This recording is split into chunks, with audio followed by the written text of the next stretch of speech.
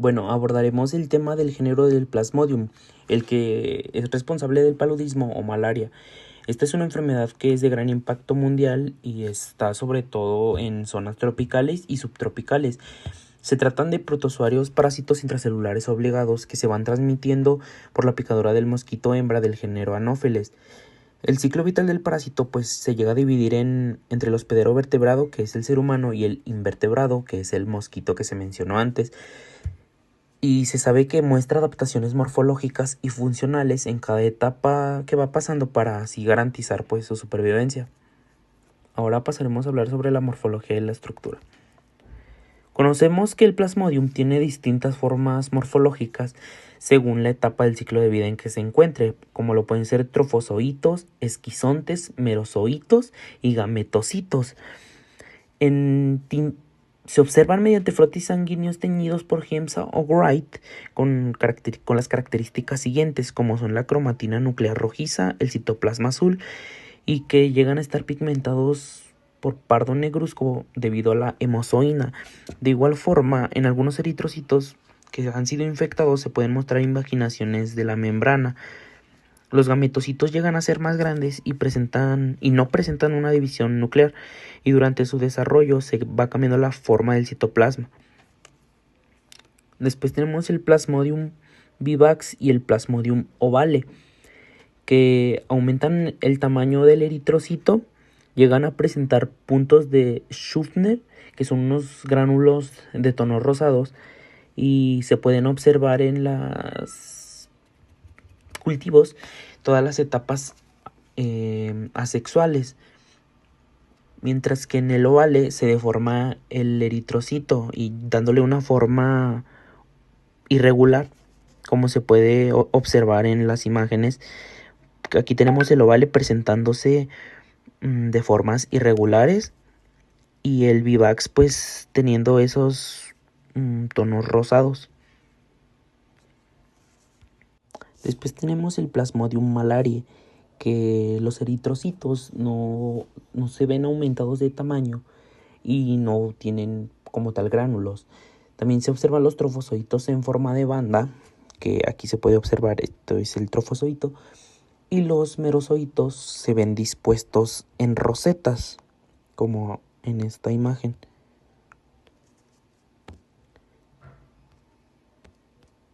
Continuamos con el Plasmodium falciparum, el que cuenta con anillos muy pequeños y que puede haber 2 puntos de cromatina por anillo. También suele haber más de un parásito por célula y estos con frecuencia se encuentran en contacto o rozando el borde de la célula.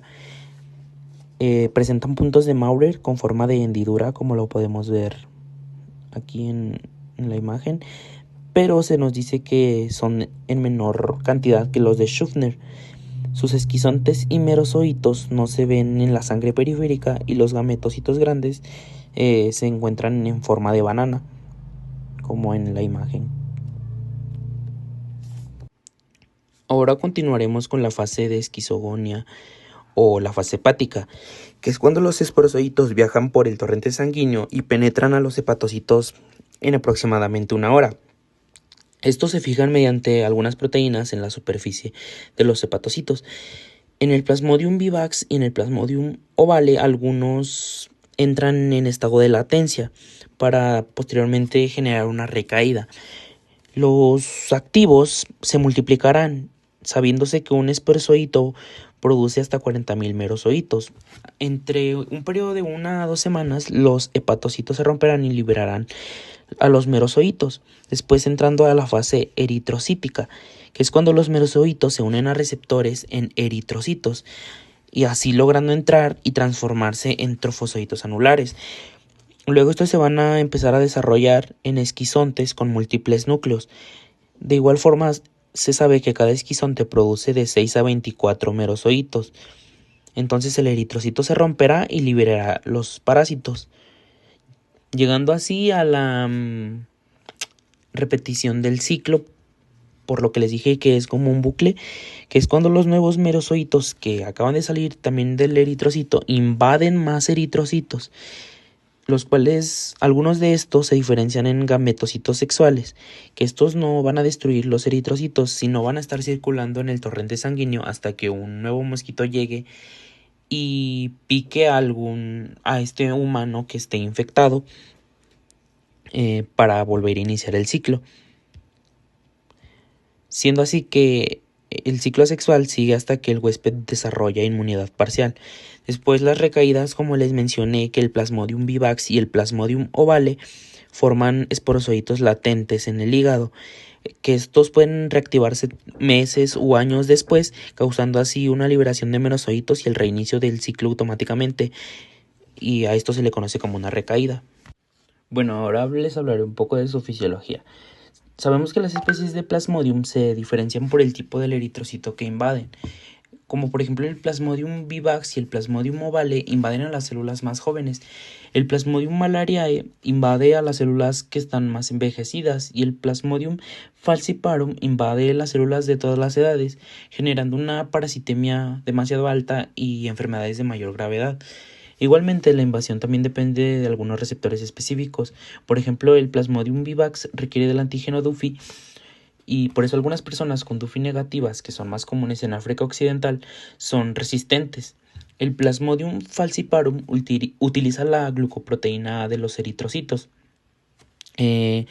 Sabemos también que hay mecanismos genéticos protectores, como lo son la hemoglobina S de la anemia falciforme, hemoglobina C, D, E, talasemias y deficiencias enzimáticas de glucosa 6, fosfato deshidrogenasa, piridoxalcinasa, que reducen la gravedad del paludismo. Algunos otros mecanismos son que los eritrocitos alterados generan un mayor daño oxidativo o dificultan así el desarrollo del parásito. También la hemoglobina fetal en talasemia retarda la maduración del Plasmodium falciparum y que se incrementa la unión de anticuerpos a neoantígenos. Algunos cambios en la membrana del eritrocito son las alteraciones lipídicas y osmóticas, además de la expresión de nuevos antígenos. El Plasmodium vivax y el Plasmodium ovale producen los cuerpos de Schüffner, como ya se mencionó antes. El Plasmodium falciparum genera protuberancias que expresan PFMP1, una proteína que facilita la adhesión de los eritrocitos infectados al endotelio, provocando microinfartos en algunos órganos vitales, como lo pueden ser el encéfalo y o la placenta. También sabemos que el parásito degrada la hemoglobina para nutrirse, lo que produce la hemozoína, que es el pigmento tóxico. También su metabolismo se sabe que es anaerobio por la glucólisis y que sintetiza el folato de novo, lo cual es un blanco terapéutico con antifolatos como la pritematina. Ahora veremos su taxonomía. Sabemos que taxonómicamente los parásitos del paludismo pertenecen al reino Protista, al filo Apicomplexa, a la clase Sporozoa o esporosos, orden Aemosporida, a la familia Plasmodidae, al género Plasmodium, y las especies que infectan a los humanos son el Plasmodium falciparum, que es el más letal de todos, asociado a la malaria cerebral y alta parasitemia, el Plasmodium vivax, que es el más común fuera de África y que puede causar recaídas por hipnozoitos que quedan latentes.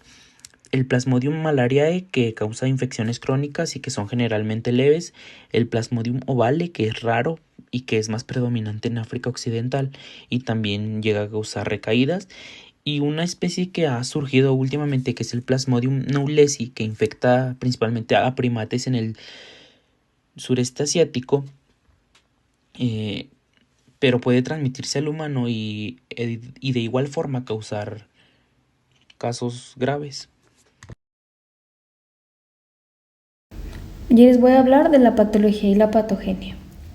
Tenemos a la fiebre. Esta parece iniciarse por el proceso de rotura de los eritrocitos, lo que conduce a la liberación de nuevas generaciones de merozoitos o esporulación.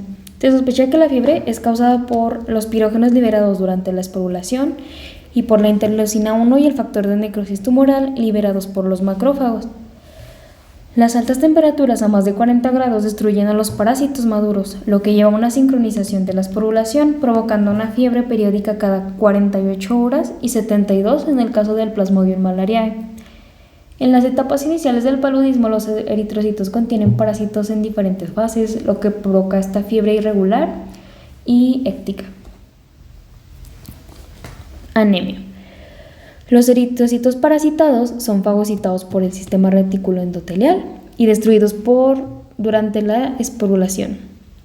Entre los factores que contribuyen a la anemia tenemos a la depresión de la función de la médula ósea, secuestro de eritrocitos en un vaso agrandado y eliminación acelerada de eritrocitos no parasitados. Esta embolisis masiva nos puede causar una hemoglobinuria o orina oscura. Esta condición, junto con el paludismo, se llama fiebre hemoglobinúrica. La hemólisis intravascular es muy poco común, pero llega a presentarse especialmente con el Plasmodium falciparum. Y también la anemia puede ser más severa de lo que indica el nivel de parasitismo. Cambios circulatorios. La fiebre elevada en el paludismo causa vasodilatación significativa. En Plasmodium falciparum, esta vasodilatación provoca disminución del volumen sanguíneo circulante eficaz, hipotensión, parasitemia intensa, y esta parasitemia intensa nos puede causar una adhesión de eritrocitos infectados al endotelio capilar visceral y alteración de la microcirculación. Todas estas alteraciones también nos pueden llevar a una hipoxia tisular, acidosis láctica y una hipoglicemia, donde el órgano más afectado es el cerebro. Citocinas. En el paludismo aumentan los niveles de interleucina 1 y factor de necrosis tumoral, especialmente durante la esporulación. Las citocinas son esenciales en la respuesta inmunitaria del hospedador, actuando sobre células endoteliales, macrófagos, monocitos y neutrófilos. Las citocinas, aunque nos ayudan a combatir el parásito, a altas concentraciones de factor de necrosis tumoral pueden ser perjudiciales, ya que pueden aumentar la densidad parasitaria, estimulan la expresión de las moléculas de adhesión endotelial, facilitando el secuestro de eritrocitos infectados en el cerebro y desencadenando un paludismo cerebral. También nos provocan hipoglicemia y acidosis láctica. Entre otros fenómenos también está la trombocitopenia, que es un bajo conteo de plaquetas. Es común en el paludismo y se debe a la acumulación de plaquetas en el vaso, disminución de la vida media de las plaquetas y posibles mecanismos inmunitarios o invasión parasitaria directa. Y como complicaciones renales tenemos a la glomerulonefritis aguda transitoria en el caso de paludismo falciparum y enfermedad renal progresiva en infecciones crónicas como P. malariae. En manifestaciones clínicas. Como manifestaciones clínicas, vamos a empezar con el periodo de incubación, que suele ser de 2 semanas, pero puede prolongarse con P. malariae y cepas de P. vivax en climas templados. También puede prolongarse por el uso de suspensores antipalúdicos que pueden retrasar los síntomas por meses. Como síntomas generales tenemos fiebre, escalofríos, esplenomegalia y anemia. También tenemos que el paroxismo palúdico es característico y consta de 3 etapas. La etapa fría, de 20 a 60 minutos de escalofríos intensos. Etapas caliente, de 3 a 8 horas con una fiebre alta de hasta 41 grados y vasodilatación. Y etapa húmeda, que es una sudoración profusa y caída de la fiebre. Deja al paciente exhausto pero clínicamente estable. Ahora las complicaciones graves, principalmente con P. falciparum. Tenemos el paludismo cerebral, que es una afectación del sistema nervioso central, lo que nos puede provocar delirios, convulsiones, parálisis, coma y muerte rápida. Insuficiencia pulmonar aguda. Tiene una alta mortalidad del 80% cuando acompaña el paludismo cerebral. Después, la afección esplénica. Incluye vómitos, dolor abdominal, diarrea y a veces suele ser sanguinolenta. Después, síntomas adicionales en casos graves. Incluye ictericia e insuficiencia renal aguda. Los síndromes periniciosos suelen aparecer cuando la parasitemia supera los 100.000 parásitos por metro cuadrado de sangre. Y estas formas En su mayoría, las muertes ocurren durante los primeros 3 días del inicio de las complicaciones graves. Hablaremos de la epidemiología y el área geográfica de esta enfermedad. Específicamente hablando del área geográfica, se sabe que el paludismo tiene una distribución mundial entre las latitudes 45 norte y 40 sur, en altitudes por debajo de los 1800 metros. Específicamente o hablando de cada especie, se sabe que el vivax tiene la distribución más amplia, mientras que el maliarie es menos común, pero ambas son de regiones templadas y subtropicales.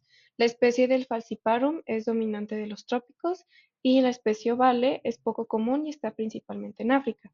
A pesar de estas especificaciones, se sabe que pues en realidad las zonas en las que se encuentra o en las que se puede transmitir esta enfermedad es en regiones tropicales en donde hace mucho calor o donde hay mucha humedad. Ahora, a continuación, podemos ver un mapa en donde hay diferentes colores, específicamente el color verde representa las regiones sin paludismo, o porque ya fue erradicado con éxito o porque de plano nunca existió. Las áreas rojas son áreas donde se está erradicando, mientras que las amarillas son regiones donde ocurre transmisión o podría llegar a ocurrir. A la fecha se calcula que 2.000 millones, perdón, de personas viven en regiones endémicas donde está el paludismo en 103 países pobres de África, Asia, Latinoamérica y Oceanía, y se cree que entre el 25 al 50 de estas personas portan el parásito del paludismo en un momento dado. Hablando específicamente de la epidemiología, sabemos que la intensidad de la transmisión de paludismo en una región endémica depende de la densidad de hábitos alimenticios de los vectores y la prevalencia de humanos infectados, que pues es el huésped de esta enfermedad.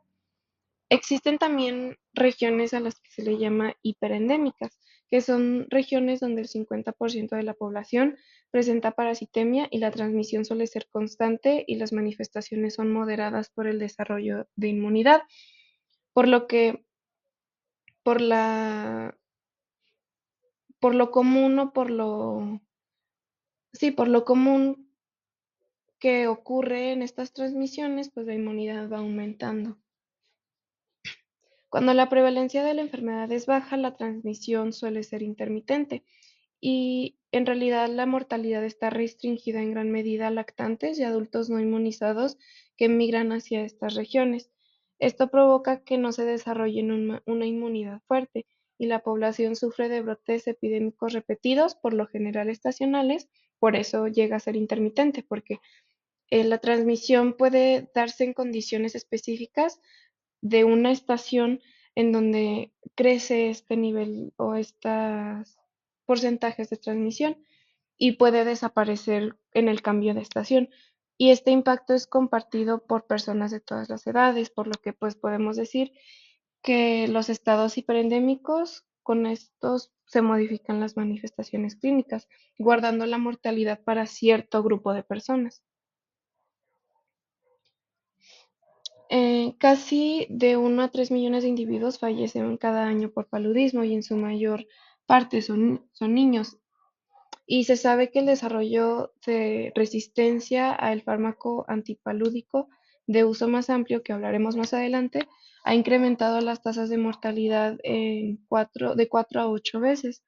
Hay un concepto en específico que es el paludismo importado, que se refiere a cuando una persona que viene de una región donde no es común en la transmisión de paludismo, llega a una de estas zonas en donde sí, y las condiciones se dan, o la estación en la que llega es donde se encuentran las condiciones para que se le pueda ser transmitido el paludismo, y al regresar a su lugar de origen, puede que también existan estas mismas condiciones, que a pesar de que no se transmite con tanta normalidad se puede llegar a transmitir por las condiciones en las que se encuentra y en ese entonces pues iniciar otra vez una etapa de transmisión alrededor. Y donde más se adquiere este paludismo importado es en África con el 47%, después Asia que representa el 30% y el Caribe o Latinoamérica que representa el 10%. Se sabe también que las manifestaciones clínicas de paludismo por lo general se desarrollan 6 meses después de que se haya llegado el paludismo a esa región. Específicamente en la especie del vivax, el 25% de los casos y las manifestaciones tardan más de 6 meses en presentarse, mientras que para la especie falciparum, el 40% representa más bien el 40% de los casos del paludismo importado y también de la muerte. Las infecciones pueden ser transmitidas por transfusión de sangre entera o de leucocitos o plaquetas y también por trasplantes de órganos. Ahora, hablando específicamente del diagnóstico, sabemos que el mejor método para diagnosticar el paludismo es a través de los frotis teñidos con sangre periférica. Estos se preparan o pueden ser gruesos o delgados y se preparan con tinciones Wright o Giemsa, que son las más comunes, y se examinan en búsqueda de parásitos eritrocíticos. Específicamente los frotis gruesos, sabemos que para llevar a cabo este método en específico se destruyen los eritrocitos con agua antes de iniciar la tensión y permite la detección de parasitemias muy leves, pero necesita obtener varias muestras. También se sabe que para pues, lograr encontrar o poder detectar el paludismo con este frotis grueso, se necesita mucha experiencia también. Existen varias mejoras para la detección del paludismo por el método de frotis. Uno de ellos es la tinción de naranja de acridina de parásitos centrifugados en la capa de leucocitos cuantificados. Y para este específicamente se requiere de un microscopio de fluorescencia que permite establecer la especie del parásito de manera menos fiable, pero pues continúa siendo una posibilidad. Se ve como esta imagen, ese sería uno de esos métodos. Y también existen procedimientos de detección de antígenos con el uso de tarjetas específicas. Para la especie del falciparum se tiene que detectar la proteína HRP2 y también al detectar la deshidrogenasa del lactato del parásito podemos diferenciar entre el género falciparum con el vivax. Y las pruebas serológicas se guardan específicamente para fines epidemiológicos y no se encuentran en muchos laboratorios. También pueden ser útiles para establecer la especie del parásito y detectar infecciones ocultas. Por último, hablando del tratamiento, esto depende de dos factores. Uno, la especie infectante del Plasmodium, cualquiera de las cuatro ya mencionadas, o más bien, junto con el estado inmunitario del individuo. El tratamiento completo busca la destrucción de tres formas en las que puede aparecer el parásito, como esquizonte eritrocítico, que el tratamiento busca terminar el ataque clínico, o como esquizonte hepático, que se busca con el tratamiento evitar la recaída, o por último, como gametocito eritrocítico, que se torna el paciente no infeccioso para el mosquito anófeles, rompiendo así el ciclo de transmisión.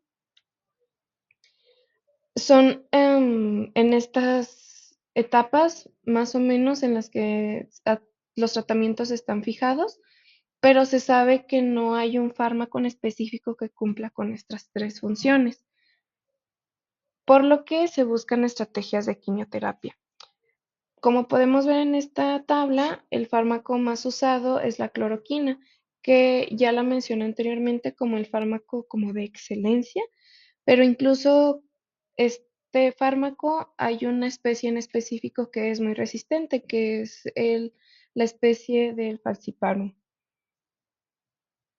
Ahora, para la determinación del ataque agudo, se sabe que la cloroquina es el más usado y es capaz de destruir los parásitos eritrocíticos asexuados, como ya lo había dicho anteriormente. Actúa principalmente inhibiendo la hemoglobina y también se cree que aumenta el pH de las vacuolas, lo que afecta sus proteasas ácidas y su eficacia. Aquí hay otros fármacos que vamos a mencionar un poquito más adelante. Como ya dije anteriormente, la especie del falciparum es la que tiene más resistencia, incluyendo la cloroquina. Y el tratamiento más eficaz con otros Con las otras tres especies, que son la Maldiaria, la Ovale y la Vivax, se usa la combinación de la cloroquina junto con artemisinas con estos otros fármacos como la quinina, quinidina, los compuestos antifolato sulfonamidas y mefloquina y la olafantrina. Estos pueden llegar a ser un poco eficaces con la especie del falciparum, pero pues tienen que a fuerza ser con una combinación. Mientras que pues con las otras tres especies, como ya dije anteriormente, son muy sensibles aún a la cloroquina.